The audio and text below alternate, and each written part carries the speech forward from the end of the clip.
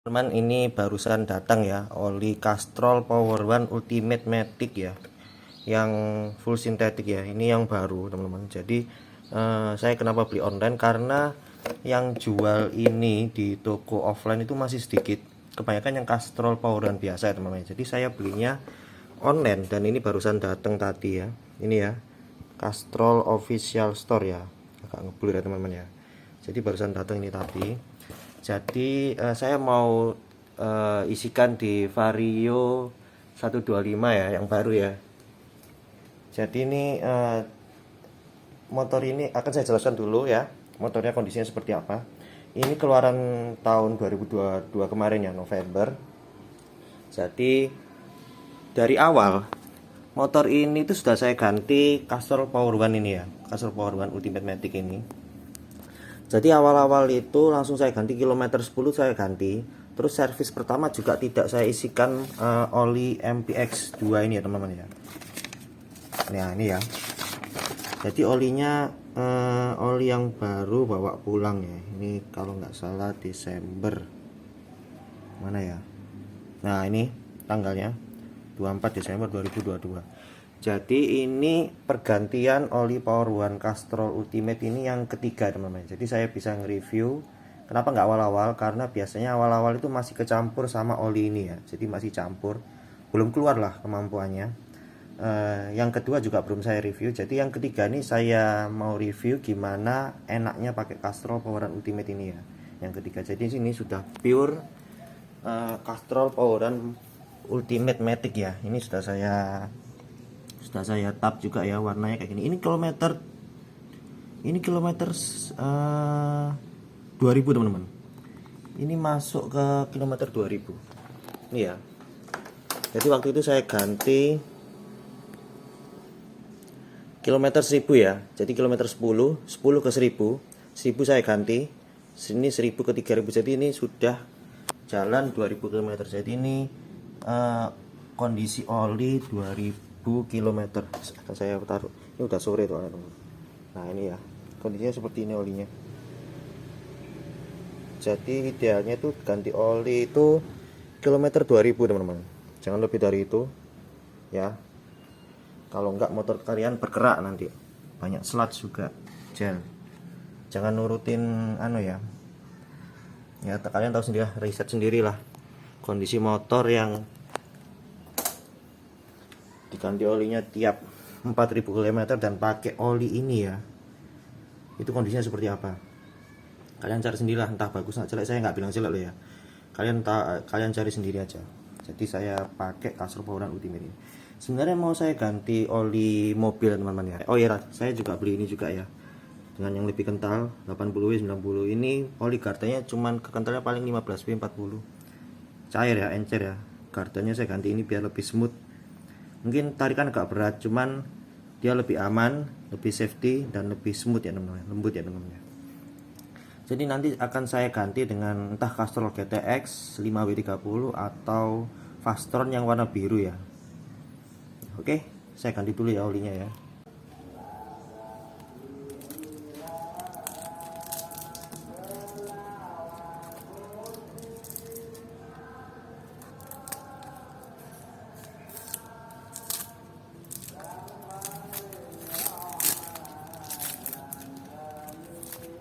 Nah ini ya, olinya ori ya teman-teman ya, karena saya belinya di official store. Oh ya, harganya 56.000 ya, di Shopee atau Tokped sama aja sih. Ada bonus juga, bonus sanitizer, hand sanitizer, ada masker, ada notebook note kertas note juga itu. Saya buka dulu olinya.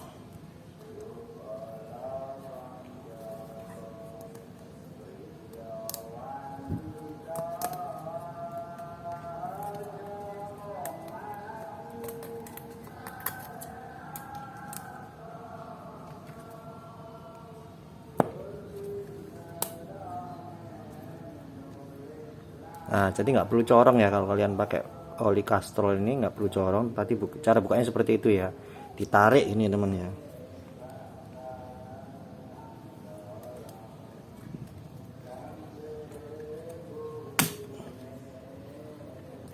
Nah udah ya. Sekarang kita isi.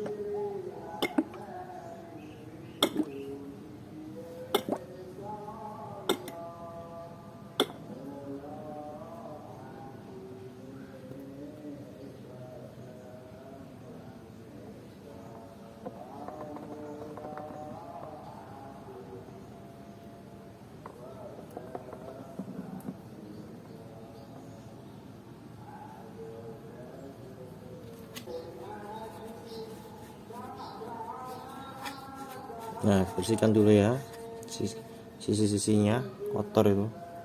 Nah, baru kita tutup.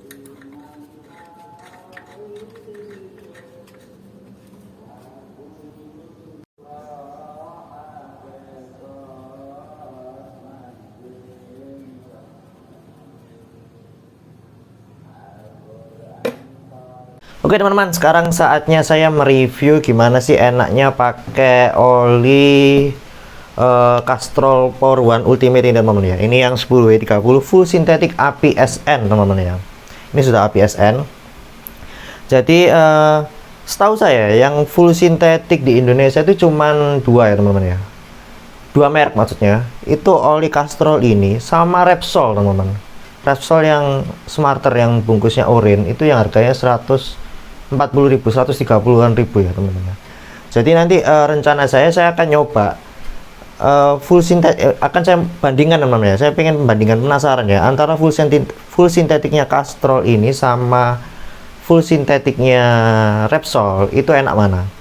Jadi nanti di kilometer, kalau di motor saya itu sudah tembus 2000 km, sudah jalan 2000 km maksudnya, itu akan saya ganti dengan Repsol teman-teman ya. Jadi akan saya coba semuanya dulu oli motor full synthetic yang ada di pasaran ya teman-teman ya. Hanya ada dua, yaitu ini sama Repsol. Oke, ini jelas ya, karena motor saya masih baru, jadi saya bandingkan langsung dengan oli bawaannya itu, yaitu MPX2 teman-teman ya. Oli bawaannya Honda MPX2 ya teman-teman ya. Jadi ketika nyampe rumah waktu itu, antara kilometer 0 sampai kilometer 10 ya, saya coba-coba lah, saya ajak keliling ya, muter-muter kota sebelum saya ganti ke Repsol ini. Jadi ganti Repsolnya itu di kilometer 10 ya teman-teman ya. Di kilometer 10, setelah itu ganti lagi ketika mencapai 1000 km, saya ganti lagi ya dengan oli ini baru lagi. Jadi 10 ke 1000, 1000 ke 3000 kemarin yang saya videokan itu ya, yang saya masukkan di video kemarin itu. Jadi ini sudah jalan 3800 teman-teman. Nah, ketika saya mencoba oli, nggak bisa saya langsung mereview ketika baru diganti langsung saya review, oh enak ini, enggak. Saya coba dulu jalan sekitar ratusan kilometer atau ribuan kilometer, dan saya sudah mencoba oli ini sejauh 3790 km, dan saya bisa mengambil kesimpulan, saya bisa mengambil apa ya, menarik rasanya gimana sih, intinya gitu aja. Ini gimana sih pakai oli ini gitu. Ada 3 poin ya menurut saya. Ada 3 poin penting yang saya dapatkan ketika memakai oli ini. Yang pertama, suara halus. Suara halus banget. Jadi ketika di starter, suara itu lebih redam daripada si oli asli, si oli bawaan Honda teman-teman ya, MPX 2 teman-teman. MPX2 ya, itu signifikan banget teman-teman suaranya. Jadi ketika di starter terus suaranya itu beda banget sama oli bawaan MPX2 teman-teman. Dan yang kedua itu tarikan, jelas signifikan juga, tarikannya enak ini, jauh banget. Jadi tarikannya itu karakternya itu responsif, tapi ini enggak beringas teman-teman. Jadi responsif, tarikannya mantep, kayak stut-stutannya itu enak. Cuman dia masih lembut teman-teman, enggak kasar, enggak beringas gitu, tapi masih lembut, yang serut gitu, enggak serut gitu, enggak. Nah, poin yang ketiga yaitu oli ini ketika ngegas itu dia tuh minim getaran. Itu banget yang saya rasakan, itu enak banget dah. Pokoknya minim getaran, lembut, soft lah, enak sekali teman-teman. Jadi jika saya bandingkan dengan oli MPX2, saya nggak menjelajahkan oli MPX2, hanya membandingkan dan mereview apa yang saya rasakan ya teman-teman ya.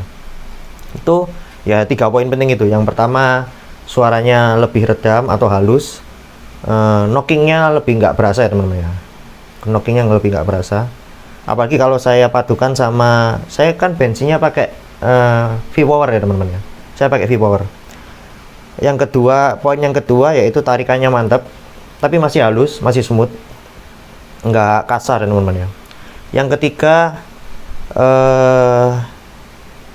itu tadi, minim getaran. Jadi ketika diajak kecepatan, misalnya narik ya, antara pakai jalan lah, narik akselerasi gitu, itu dia minim getaran banget, halus banget, soft lah pokoknya. Intinya ini soft banget, lembut banget. Dan kalau saya baca review user-user di Kaskus, di Facebook ya, oli ini tuh dingin, nggak panas. Cuman saya nggak bisa nggak bisa menarik kesimpulan kalau oli ini dingin atau panas ya, karena saya satu kan oli nggak bisa diganti dibandingkan di saat itu juga, di waktu itu juga ya. Kita bisa aja pakai oli ini di musim panas. Mungkin oli ini wah panas, itu karena mungkin pada saat saya memakai oli ini cuaca lagi panas, bisa aja gitu. Bisa aja nanti pas saya ganti ke oli lain itu cuacanya lebih dingin, dan saya otomatis pada saat pakai oli yang B itu wah oli ini kok dingin ya. Itu bisa juga karena faktor pada saat itu cuacanya lagi dingin gitu teman-teman. Jadi saya nggak bisa bandingin atau nggak bisa mutusin oli ini dingin atau enggak itu. Jadi agak susah ya, antara beda kalau mobil kan ada temperatur barnya teman-teman ya, ada temperatur indikatornya. Kalau motor kan nggak ada, jadi saya nggak bisa nyebulin ya. Intinya gini, oli itu sudah didesain, apapun olinya, apapun mereknya, dia itu fungsinya selain melumasi mesin, melindungi mesin, dia juga memberi perlindungan temperatur atau suhu untuk mesin kita teman-teman ya. Sudah didesain sama pabrik ya, pabrik tiap oli itu pasti olinya itu mampu untuk meredam panas mesin ya teman-teman ya. Jadi itu nggak usah dipermasalahin lah, oli ini dingin atau panas, semua anggap saja semua oli itu pasti dingin teman-teman, gitu aja lah ya. Jadi gitu aja teman-teman ya. Jadi nanti saya akan di next video atau next saya ganti oli itu akan saya coba pakai Repsol yang full sintetik, itu yang harganya 130 atau 140 ribu. Jadi nanti saya akan bandingkan full sintetiknya Castrol yang seharga 50-an ribu sama Repsol yang harganya di atas 100 ribu, hampir 3 kali lipatnya harga ini. Itu signifikan nggak? Enaknya signifikan nggak? Terus pemakaiannya lebih lama, maksudnya enaknya itu pemakaiannya itu sampai kilometer berapa sih? Itu worth it nggak untuk harga 130 ribu? Yang pasti, kenapa oli itu lebih mahal? Ada oli murah, ada oli mahal, walaupun sama-sama semi sintetiknya ya, walaupun sama-sama full sintetiknya. Kenapa kalau lebih mahal? Itu karena kandungan zat aktifnya. Zat aktif itu kayak yang paling penting adalah itu deterjen. Deterjen maksudnya untuk menghilangkan kerak-kerak yang ada di seker atau piston namanya. Itu yang bikin mahal. Dan itu yang bikin oli mobil lebih mahal daripada oli motor itu karena oli mobil ya, oli mobil itu mengandung zat aktif yang lebih banyak daripada oli motor. Yang lebih mahal itu deterjennya, fungsi deterjennya ini ya teman-teman. Jadi sehingga seker itu, mesin itu selalu tetap baru teman-teman, nggak ngerak, nggak kotor dalamnya itu.